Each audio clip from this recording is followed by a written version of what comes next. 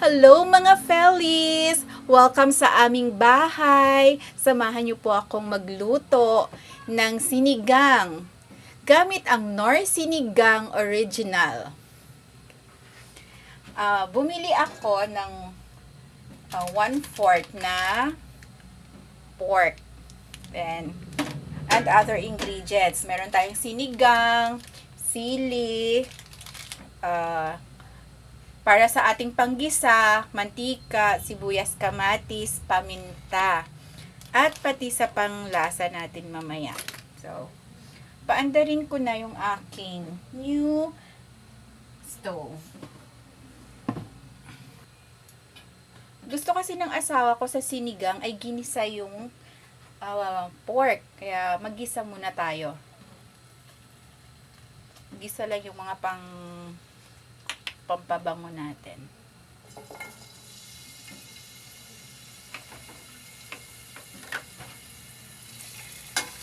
Konting mantika lang para may panggisa tayo.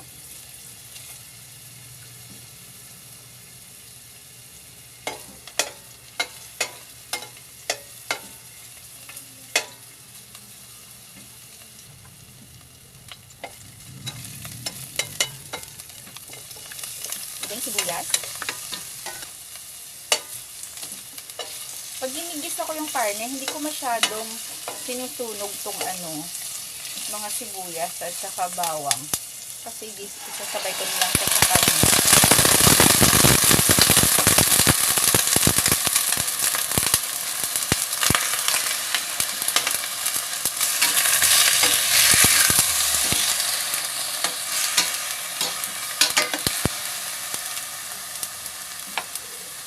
Huwag palang kalimutan sa ingredients natin, yung asin.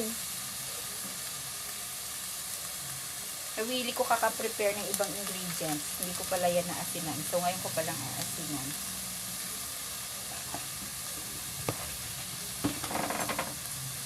Dapat kanina pala inasinan ko na nung hinugasan ko yung karne.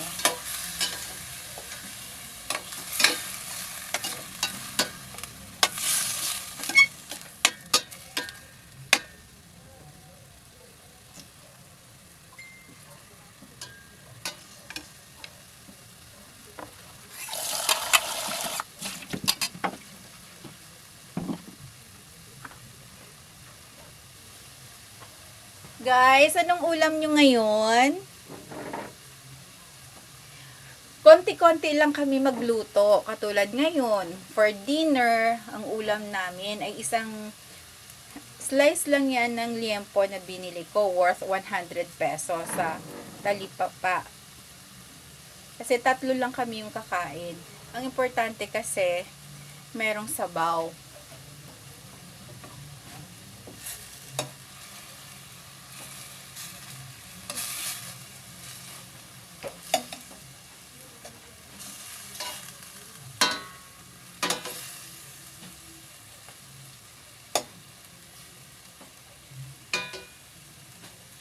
Laki ng hiwa ni ate.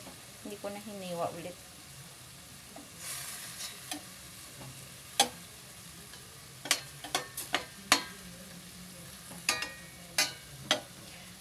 Malapit lang kasi yung office ko dito sa bahay. Kaya pagka baba ko galing sa office, dadaan lang ako sa kanto namin. Meron ng mabibiling karne doon, gulay, ganon. Sa kanto namin, may tindahan ng gulay.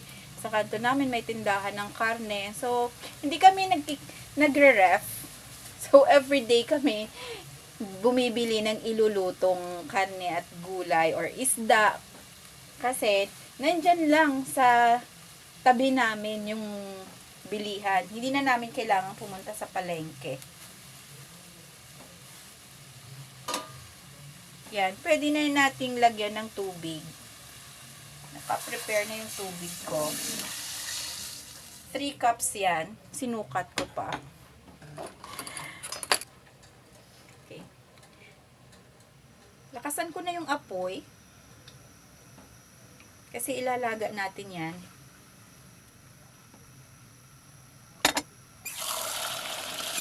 Dagdagan ko yung tubig. Kasi Ilalaga pa natin yan.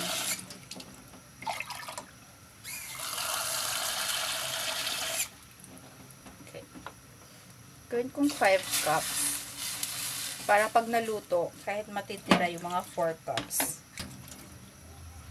Lahat mini-measure.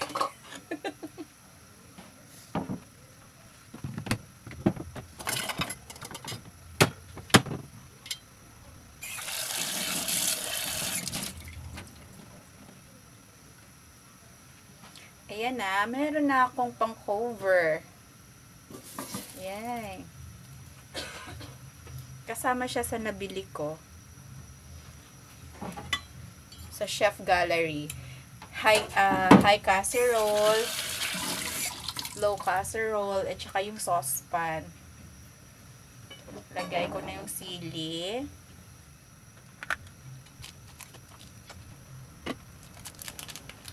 Lagay ko na rin yung paminta.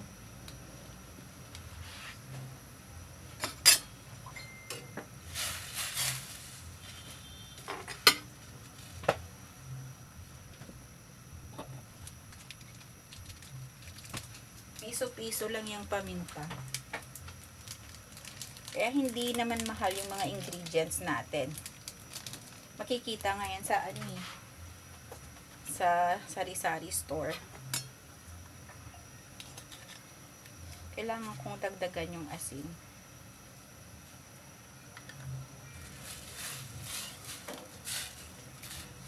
Kailangan maraming sabaw. Para sabaw pa lang ulam na. So, habang pinapakuluan natin yan, pinapalambot ang karne, himay-himayin ko na yung kangkong.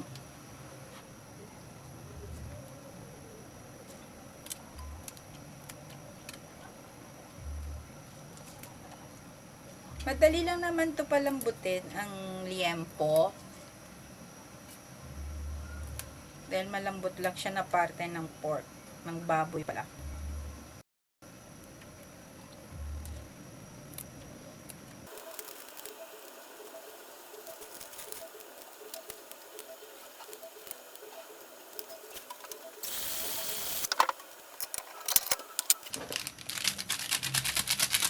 Tutunawin ko na pala yung sinigang flavor. Sinigang sa sampalok. Yan. Para hindi magbuo-buo kapag nilagay sa sabaw.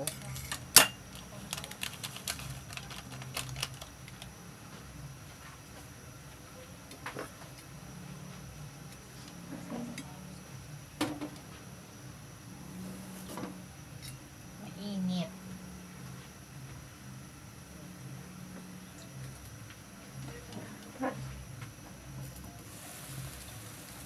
Kuha ko ng sabaw na pang tunaw.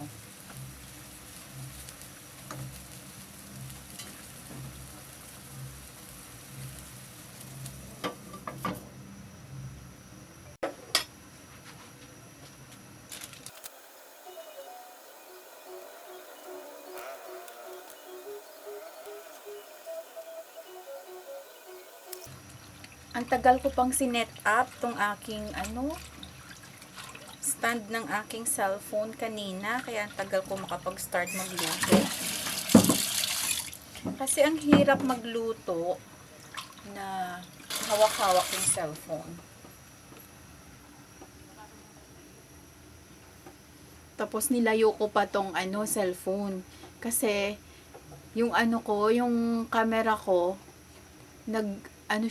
nag-warning, temperature too high. So, kailangan ko pa palang itaas itong camera.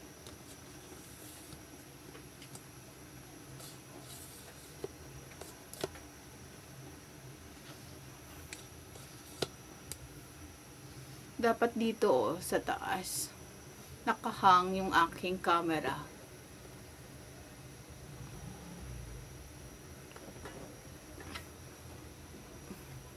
Kasi hindi pala niya kaya yung temperature.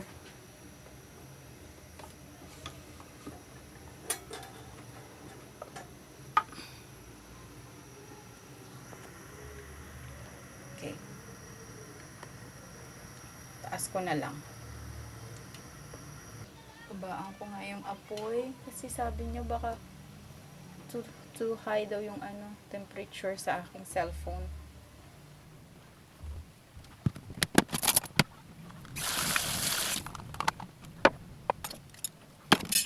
Okay, habang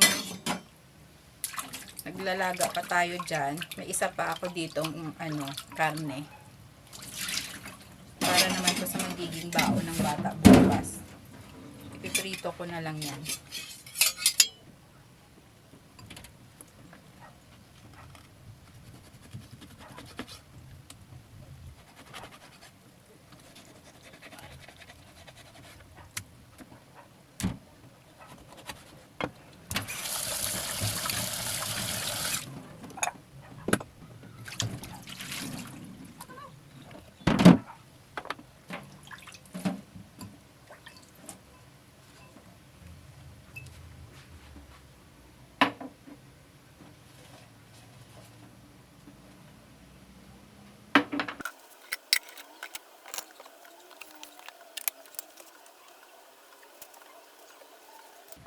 After 20 minutes, okay, palambot na siya.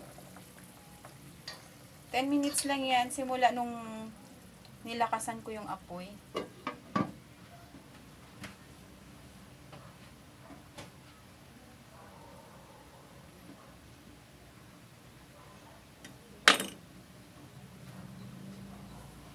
Mabilis lang kasi ito maluto. So, lagay ko na yung sinigang mix.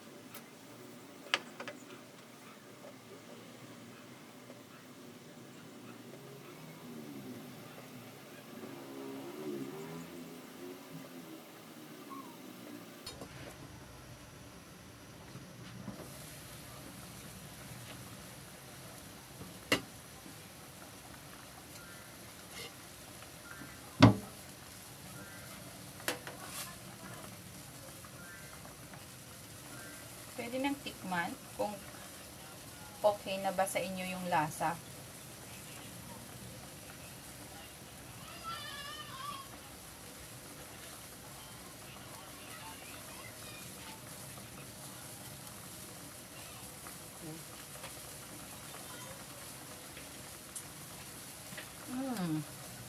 Sarap ng asin.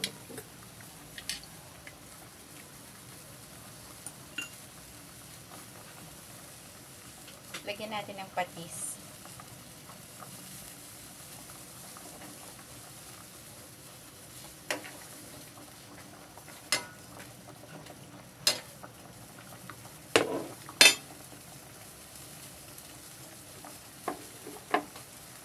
Then, ilagay na yung gulay.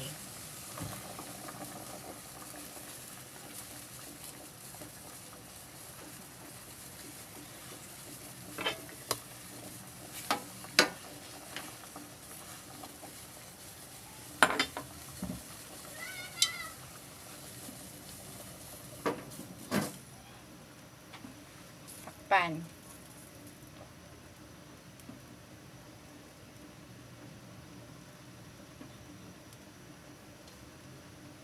Mabilis lang ang cooking time nito guys kung gusto nyo ring magluto nito sa inyo na nagmamadali.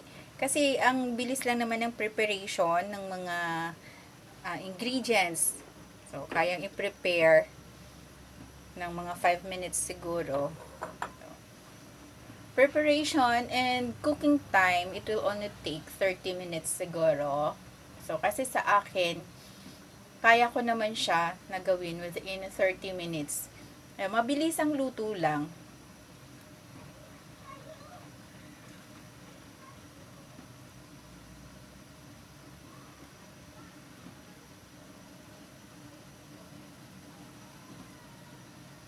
Nag-iipon pa kasi ako ng 4,000 hours dito sa aking channel para ma-qualify for monetization program ng YouTube. Kaya please, pagtiyagaan nyo pa na panoorin ang aking mga videos.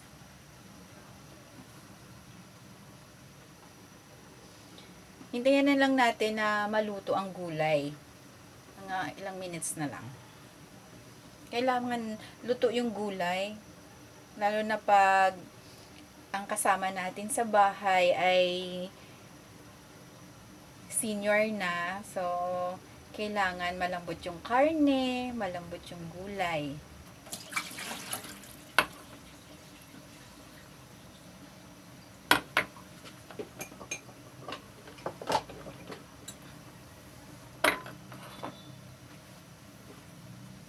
Tingnan nyo yung gulay ko. Green pa rin. Kasi para ma-maintain yung color ng gulay, kailangan malakas yung apoy. High heat siya. Hindi siya magda-darken yung color ng gulay. Okay. Luto na to. Sa mga hindi pa nakasubscribe sa aking channel, please subscribe po kayo sa aking channel. Thank you so much for watching. Bye!